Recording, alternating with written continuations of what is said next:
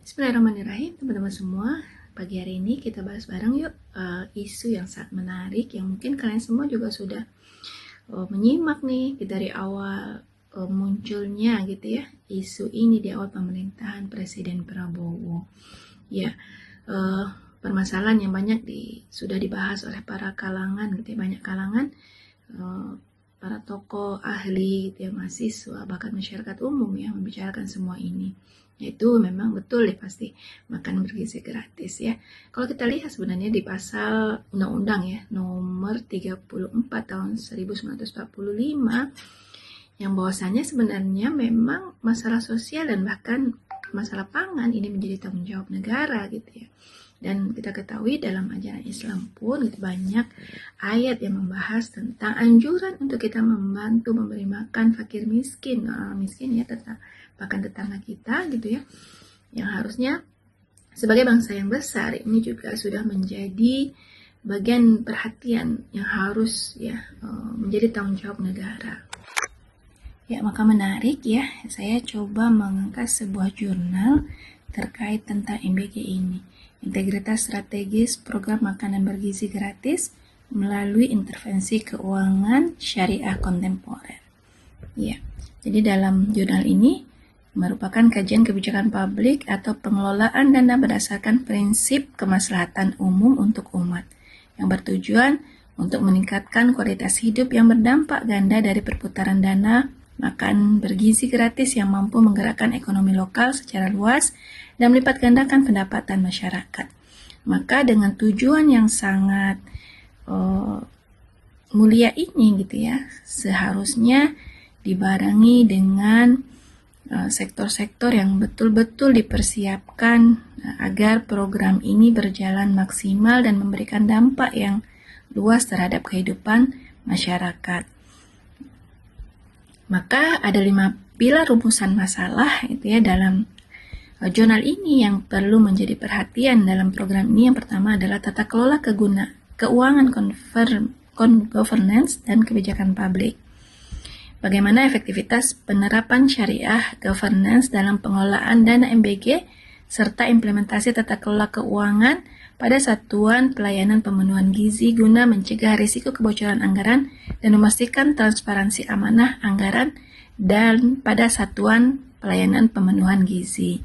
Jadi ini sudah pasti nih harus ada tata kelola keuangan yang memang sudah memiliki SOP yang sangat baik gitu ya, sehingga tidak adanya kebocoran dana yang bisa membuka celah korupsi di mana-mana yang terjadi hari ini. Kemudian yang kedua, krisis ketahanan gizi dan kesehatan.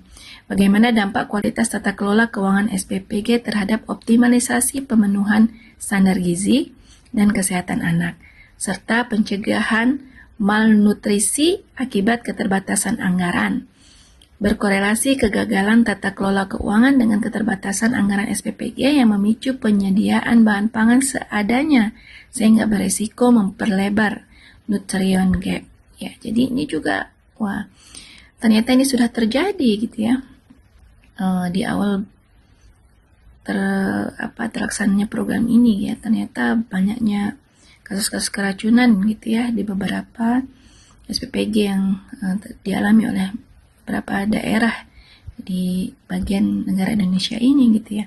Jadi memang sangat harus menjadi perhatian untuk menjaga ketahanan gizi dan kesehatan ini. Yang ketiga, ekonomi dan supply chain.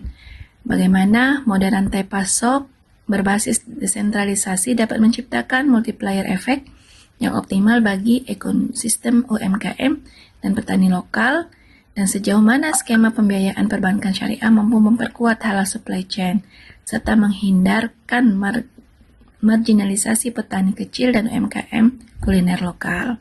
Ini juga sangat penting ya, bagaimana menjaga rantai pasokan dan memberikan efek yang sangat luas terhadap UMKM dan masyarakat lokal untuk pemenuhan dapur-dapur SPPG. Yang keempat, keadilan distribusi sosial.